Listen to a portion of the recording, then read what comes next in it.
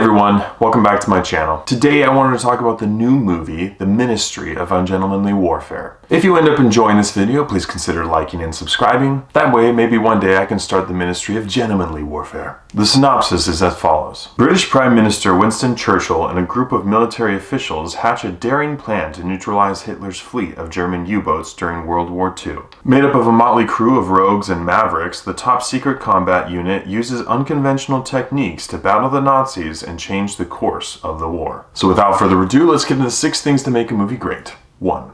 The plot. In typical Guy Ritchie fashion, the plot of this movie is told by showing a scene of action, going back in time, then progressing forward. Gus March Phillips, played by Henry Cavill, is approached by a man who's wanting him to create a team to take down German U-boats. March Phillips selects his members and they're on their way. And what follows is the incredible true story of March Phillips and his crew conducting the first special ops mission that we have on record. While I love that this is based on a true story and the plot is decent, I do think that the way it was told on screen wasn't as entertaining or impactful as it could have been. A couple of those reasons include that this team breezes through droves of Nazis like they're walking through a wheat field. There is no threat of this plan not working out or you losing any of the characters involved. And that takes an element of intensity and impact out of the film, and it did in this plot. In addition to that, at the end of the film, when you see parts of the true story and looking up the story after, there are definitely moments that they could have included that would have made the movie better. But instead you arrive at the end of this film kind of feeling underwhelmed, even though it is an incredible story.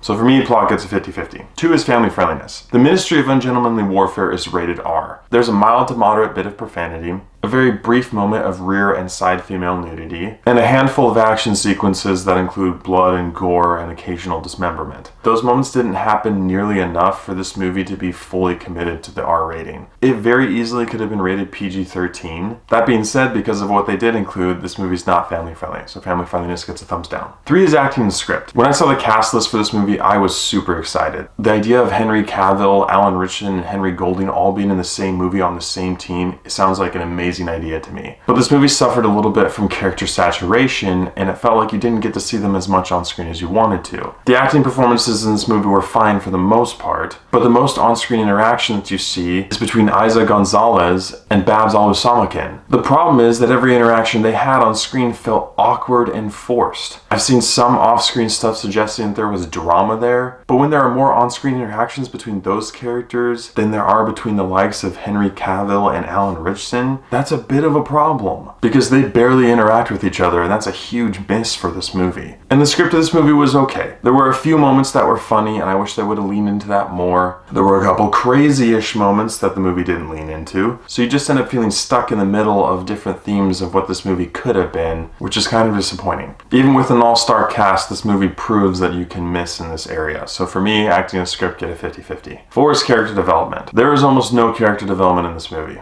You get a little bit of backstory about March Phillips, but right at the beginning of the film, and it's not that much. All the other characters in this movie, all they are is what they do and what part they play in this crew. And because of all the lack of meaningful on-screen interaction between these characters, you feel like you don't know them at all and you don't end up really caring about them. In addition to that, the main villain of this movie is extremely underwhelming. They build him up to be this scary, terrible person and in fact describe him as the one thing worse than a Nazi. And while they build that up decently, it ends up going nowhere and is extremely undercut in this movie. Guy Ritchie knows how to write and show villains, and for some reason he just didn't do it in this movie. So for me, character development gets a thumbs down. 5 is visuals and CGI. I'm sure there was a little CGI in this movie, and if there was, it wasn't distracting. As far as action sequences go, they're entertaining at times. For me, the very first action sequence in this movie was the most entertaining. Dialogue between characters and the fighting sequence on this boat are entertaining and what I wished for the entire movie.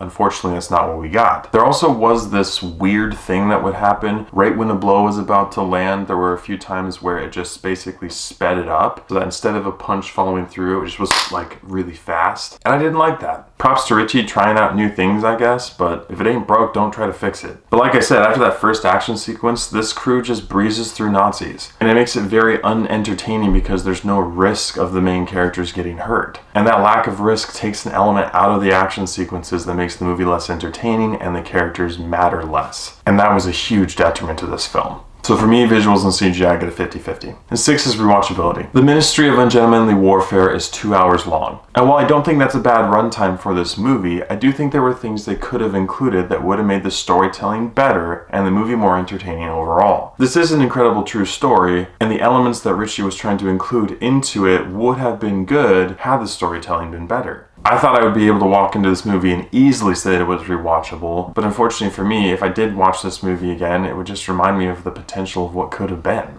So for me, rewatchability gets a 50-50. With all these areas considered, I have to give The Ministry of Ungentlemanly Warfare a 6.5 out of 10. This movie had a fantastic but underutilized cast, a couple entertaining action sequences, and a whole lot of potential. But this movie suffered from character saturation, lack of character development, lack of risk factor that caused the action sequences and storytelling to feel deflated, and the exclusion of things that come from the true story that would have made it a lot more interesting. I had a lot of anticipation going into this film and I really wanted to enjoy it, but I came away quite disappointed. So with all that in mind, if you enjoy these actors, you enjoy true stories, you like Guy Ritchie, or you just want to go see an action movie, then there are a lot of reasons why you might enjoy going to see this movie in theaters. But just make sure to keep your expectations low. Thank you so much for watching. If you've seen The Ministry of Ungentlemanly Warfare, please let me know what you thought about it in the comments below. As always, I appreciate your love and support, and I'll catch you guys and gals in the next one.